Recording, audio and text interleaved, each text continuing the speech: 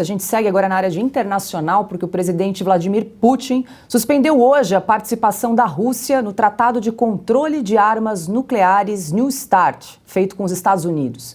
O acordo foi assinado pelos dois países em 2010 e deveria valer até 2026, mas foi enfraquecido nos últimos anos com acusações dos Estados Unidos de que a Rússia não estava cumprindo os termos do tratado. O governo Putin também ameaçou realizar novos testes nucleares. E aí eu jogo agora para o Coronel Gerson. O senhor estava falando a respeito das declarações do presidente Putin na tarde de hoje. Queria ouvi-lo também. Essa escalada na Ucrânia, ela vai ter reverberação não só para a Europa, mas para o mundo todo, porque nós temos outros assuntos, né? Quando a gente fala de geopolítica, a gente não tem como colocar moral nessas análises, porque os interesses dos países e dos grupos que estão ali são muito difusos e difíceis de compreender. O presidente Putin, ele imputa sobre os Estados Unidos a explosão daqueles dois gasodutos russos-alemães e pediu, inclusive, chamou o embaixador dos Estados Unidos para dar explicações em relação a esse ato de sabotagem que agora está sendo colocado dentro da comunidade internacional como realmente imputado ali uma operação da OTAN com a participação particularmente do Reino Unido e dos Estados Unidos. Ele fala também sobre a utilização de armamentos que estão sendo cedidos agora pelos Estados Unidos e pela própria Grã-Bretanha, a França também fala sobre isso, de ceder armamentos de maior alcance. Se isso realmente ocorrer, significa que o próprio território russo estará mais suscetível a esses ataques. Que, veja bem, até agora nós não tivemos ataques ao território russo. E até agora a Rússia também não declarou a guerra formal. Então, esse momento em que a OTAN ela diz que não está envolvida diretamente e a Rússia, por outro lado, diz que não está em guerra formal contra a Ucrânia, ela está se defendendo, essas narrativas elas tendem a levar a uma escalada no conflito sem precedentes na Europa.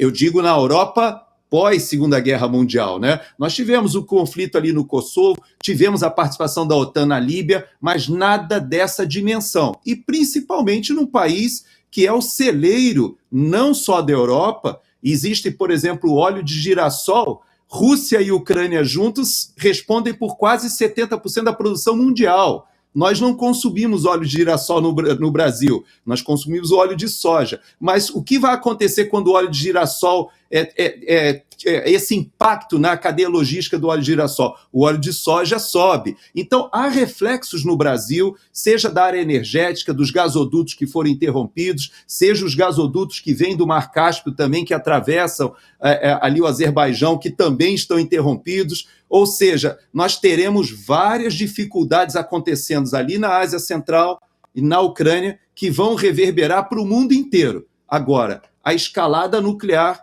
é uma componente nova e que talvez o governo Putin não esteja blefando. E essa é a grande dúvida que nós teremos que enfrentar nas próximas semanas.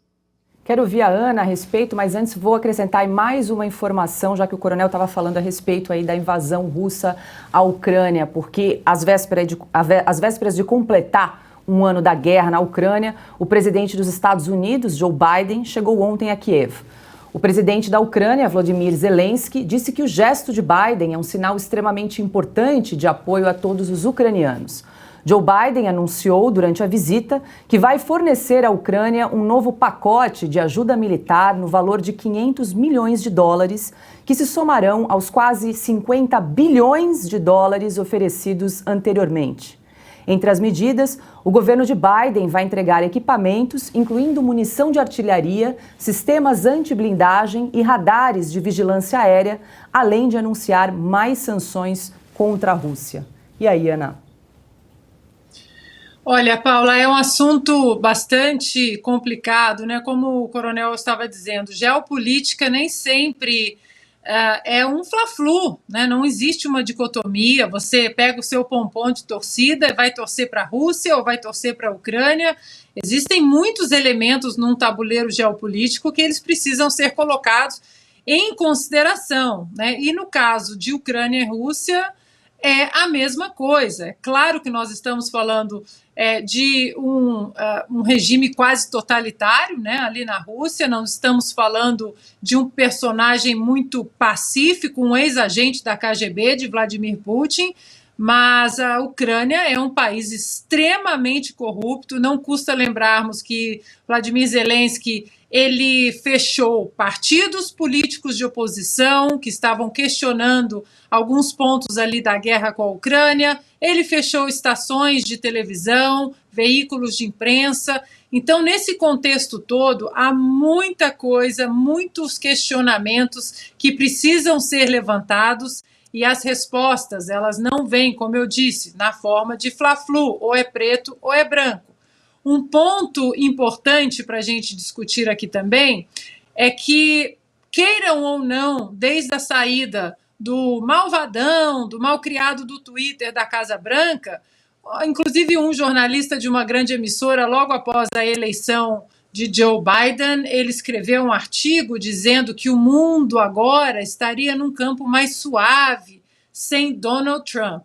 Verdade é que os 4 anos do malvadão do Twitter na Casa Branca, esses anos, eles conseguiram manter, de uma certa forma, uma paz com a Coreia do Norte, com a Rússia, tudo ali de uma maneira controlada, digamos assim, porque ninguém sabia do que Donald Trump, na verdade, era capaz de fazer. Era um CEO que olhou para os Estados Unidos também como uma força política e, assim, ele queria que a América fosse apresentada ao mundo. O questionamento que o americano médio anda fazendo aqui em relação a essa guerra da Ucrânia não é apenas combater o mal na Rússia ou guardar ali a fronteira da OTAN, né, já que a Ucrânia faz fronteira ali com a Polônia é um dos países da OTAN, não, da OTAN, isso, que aqui é NATO, né, que é o contrário.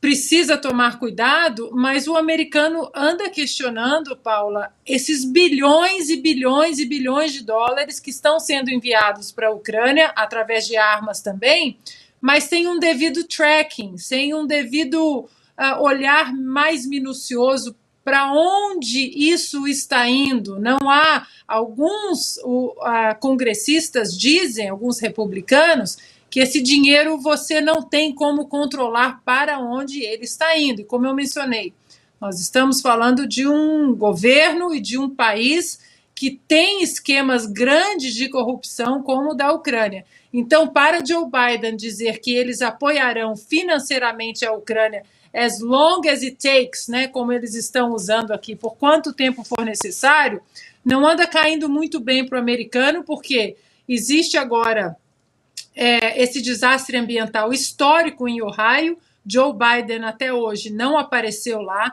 nem o seu ministro do transporte, seu secretário de transporte, o Pete Buttigieg, e ninguém do governo federal apareceu ali na forma física para prover ajuda para aquelas pessoas. Fronteira Sul, crise imigratória histórica, também precisando de recursos federais, e Joe Biden pega exatamente o dia e o feriado, que é considerado um feriado importante aqui, o dia do presidente, e vai até a Ucrânia. Então, nesse contexto todo, é importante salientarmos que não dá para simplesmente fechar os olhos e tomar um lado sem olhar o contexto todo, principalmente de quem está enviando dinheiro. O pagador de impostos que está enviando dinheiro para a Ucrânia, e ele está cobrando para onde está indo esse dinheiro.